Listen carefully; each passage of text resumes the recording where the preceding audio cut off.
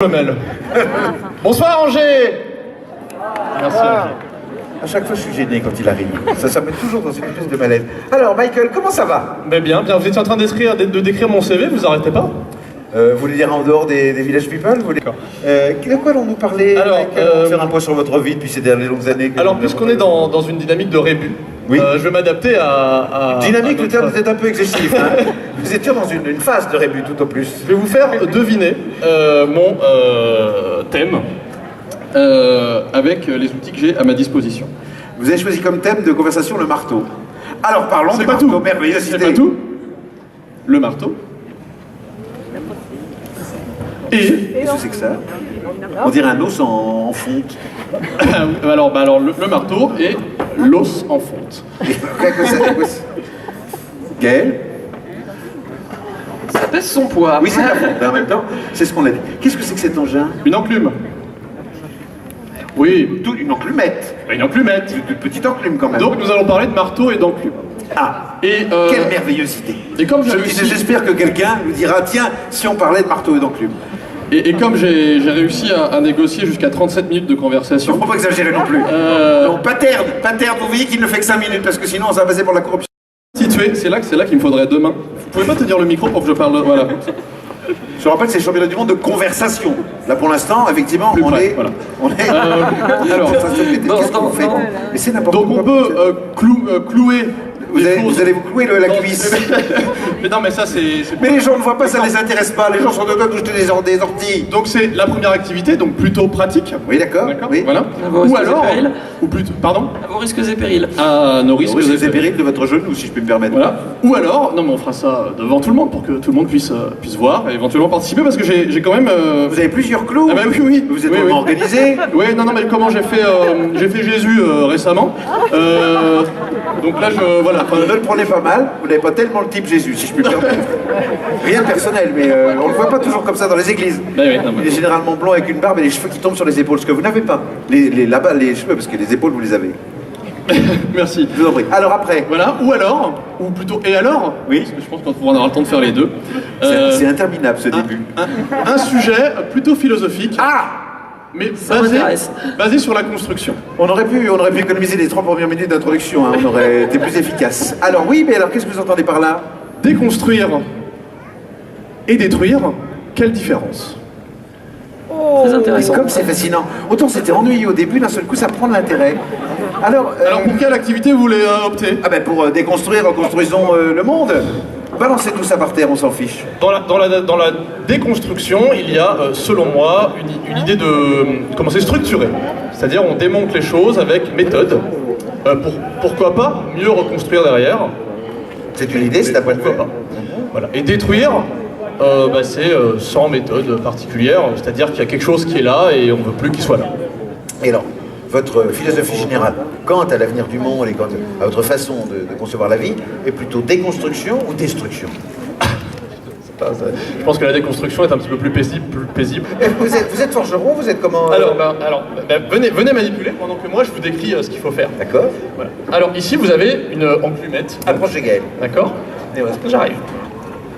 Voilà. Ceci est donc un marteau. Ah bon, on n'est pas loin des tambours du bronze, regardez. On refait ça. Ça, c'est dans mon oreille. Oui, c'est pas ton. Vous avez un marteau et une enclume dans l'oreille. Absolument, c'est vrai, vous avez... Un petit peu plus réduit que ce modèle-là. Ok. Si vous voulez vous donner la peine. Ah, mais regardez, c'est une partition des tambours du bronze. Voilà, ouais, non, je vais vous faire un. Et regardez. Et pour utiliser tout le temps que j'ai à ma disposition, ça marche aussi de l'autre côté. Oh, quelle merveille! Oh, mais oui! Et sur le côté. Et sur le dessus. J'adore. Ça fait tout en attendant. Voilà, merci Michael. Alors, je recueille votre avis, vous savez bien que la France est coupée en deux par une frontière assez mouvante qui sépare d'un côté les gens qui consomment du beurre doux et ceux qui consomment du beurre demi-sec, autrement appelé beurre salé. Je mets entre parenthèses les gens qui consomment de l'huile d'olive. Oui, moi je croyais que dans les sujets, on ne pouvait pas avoir de sujets qui pouvaient être politiquement délicats. Donc là, je pense qu'on va heurter quand même des sensibilités. Un petit peu comme avec la chocolatine et le pain au chocolat. On a dit qu'on ne l'évoquait pas. Un peu dans le même registre. Les gens pourront manifester s'ils trouvent qu'à des moments on est un peu excessif, ce qui est assez compréhensible. Personnellement, vous préférez tartiner vos tranches de pain avec du beurre demi-sel ou avec du beurre doux. Rappelons que vous êtes actuellement installé dans une région où il y a assez peu de beurre, C'est vrai. qui est Le Bugey, le Bugey. entre Lyon et la Suisse. Voilà.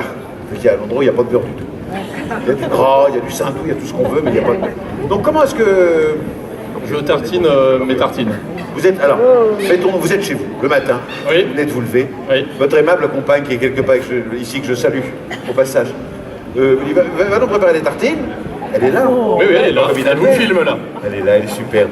L'année en année des plus belles. Et bientôt, elle sera majeure. Voilà.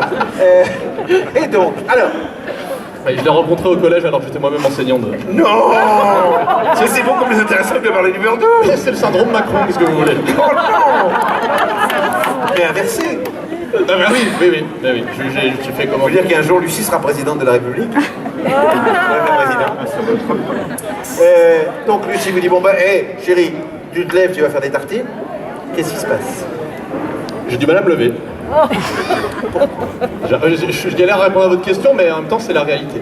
Parce que, je crois que plein de gens ont du mal à me lever parce que je me suis couché tard la veille, parce que j'ai pas envie d'y aller, parce que le lit est très confortable, etc. Ou parce que aussi, ouais, parfois, je me suis retrouvé menotté dans le lit pendant la nuit. Ça, c'est des choses Ça ne nous concerne pas. qui arrivent. Cela ne nous regarde Cette pas. douce feignasse de Lucie reste au lit. Et je vous dis, chérie va me préparer les tartines. Alors, Et donc, ben, moi, je vais préparer les tartines au bout d'un moment, une fois qu'elle a retrouvé les clés des menottes. Donc voilà, et puis je lui demande, bah, qu'est-ce que tu veux que je te tartine dessus? Et, ben, Sur les tartines. Et voilà. Et elle me dit, bah, moi, je préfère le beurre demi-sel, mais comme vous l'avez précisé, il n'y a pas de beurre demi-sel chez nous. Alors bon, bah, j'essaye rapidement de faire moisir du lait.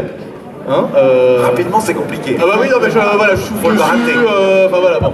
Je fais ce qu'il faut, je mets du sel, puis on retrouve des saveurs très similaires hein, à ce qu'on fait de meilleur en France. Hein. Donc vous êtes clairement demi-sel. Et oui. Très bien. Vous avez déjà eu l'occasion de tester le beurre doux l'un et l'autre. Quelle Oui. différence? Alors? Ça n'a pas de goût.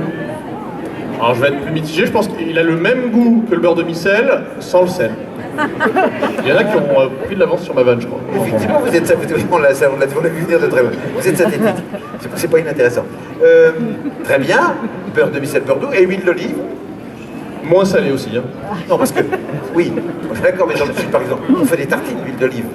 Ah, vous faites ça, vous? Non, moi c'est les pâtes. J'ai l'impression de dire des énormités, les gens. Ah bon? Il fait des tartines aux pâtes? Non, non, je fais des pâtes à l'huile d'olive. Ah bon. Donc, Le vélo, alors avec ou sans vitesse? Moi, c'est la question. Eh bien, pour vous raconter une petite anecdote, anecdote particulière et pas piquante de la vie de William. j'ai été de ces gens qui ont travaillé chez Deliveroo. Je ne sais pas si vous voyez ces cyclistes avec Oui, leur gros sac absolument. qui apportent Livreurs. un repas, Qui grille les feux rouges. qui grille les feux rouges. D'ailleurs, pour la petite anecdote, c'est lors de ma formation pour travailler chez Deliveroo, la personne m'a dit un feu rouge, c'est un céder le passage chez nous. Nous avons lancé une pétition. Et chez Deliveroo, donc, il y a une grande mode du single vitesse, là, je ne sais plus comment ils appellent ça. Je dis Single vitesse. mais c'est single speed, mais ça m'a l'air On assez roule à la compliqué. même vitesse tout le temps ou est-ce qu'on met une seule vitesse et on est... Alors, les vitesses bougent en fonction de l'intensité, je crois, qu'on met dans le c'est vélo. comme une boîte automatique. C'est un peu comme une boîte automatique. Je sais pas ce que ça peut faire avec vos pieds, je ne comprends pas très bien, mais... Alors, hop, hop, hop, Ah, hop, très bien, j'avance. d'accord, oui, très bien. Et Je après freine. D'accord. Ah oui. Dérangeant. Vitesse, pas de vitesse. Oui. Merci, Mike. Voilà. Alors moi j'ai un vélo avec des vitesses, mais alors comme j'entretiens absolument pas mon vélo, vous voyez, du coup il rouille, puis quand je veux passer les vitesses, Ah, en fait les vitesses passent pas. Du coup en fait c'est comme si j'avais un vélo sans vitesse, puis du coup je pédale dans la smoule, vous voyez. Et résultat, c'est plus un vélo quand ça Et marche. du coup après j'ai plus envie de faire de vélo, puis après j'oublie. Du coup j'en refais, puis je dis ah oui c'est vrai, qu'il était pourri mon vélo. Ah bon voilà. vous avez une vie passionnante. Une véritable envie, moi je sais pas si vous l'avez déjà fait, mais j'aimerais beaucoup faire la Loire à vélo. Mettez un peu plus de velours dans votre voix comme ça. La c'est Loire à vélo. J'aimerais tellement faire La Loire. Puis c'est plat. Est-ce que vous avez déjà fait donc les balades à vélo sur la Loire? Alors pas du tout, en fait j'ai rien fait, vos questions elles m'embarrassent vachement parce que... En fait, votre vie est assez fadasse. quand Oui on oui en réfléchit, fait Mike. par bouffer On dit tiens, ce gars-là a une vie très Alors, riche parce on que peut se donner rendez-vous et faire la Loire à vélo un jour ensemble pour rattraper cette erreur. si une vraie amitié pouvait être comme ça, ce serait tellement bien. Le public aimerait tellement ça. Bah si oui, on peut se... Il suffit de donner une heure, un lieu, et on se peut s'y retrouver.